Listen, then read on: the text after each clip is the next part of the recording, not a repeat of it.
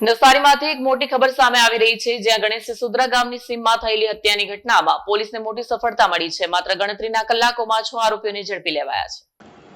તારીખ 4 એપ્રિલના રોજ ગણેશ સિસોદરા ગામની સીમમાં ગેમ રમવા બાબતે થયેલા વિવાદે ભયાનક વળાંક લીધો હતો।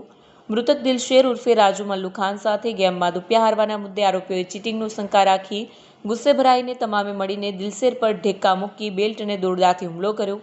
ગંભીર ઇજાઓના કારણે દિલશેરનું સારવાર દરમિયાન મોત થયું। ઘટનાની ગંભીરતાને ધ્યાનમાં રાખી નવસારી લોકલ ક્રાઇમ બ્રાન્ચ તાત્કાલિક એક્શનમાં આવી ટેકનિકલ અને હ્યુમન સોર્સની મદદથી ફરાર આરોપીઓનો પત્તો લગાવી માત્ર ગણતરીના કલાકોમાં તમામ 6 આરોપીઓને ઝડપી પાડવામાં આવ્યા છે। પકડાયેલા આરોપીઓમાં મંથન બોરાડ, ભૌતિક પ્રજાપતિ, અશોક ઉર્ફે હસલો, જીગો પટેલ, પ્રતિક ઉર્ફે કાતર અને કેવિન પટેલનો સમાવેશ થાય છે। પોલીસ પૂછપરછ દરમિયાન તમામ આરોપીઓએ ગુનાની કબૂલાત કરી છે।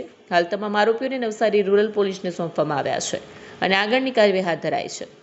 વિડીયો જર્નાલિસ્ટ ઇરફાન સૈયદ સાથે સત્યા ટીવી ન્યૂઝ નવસારી।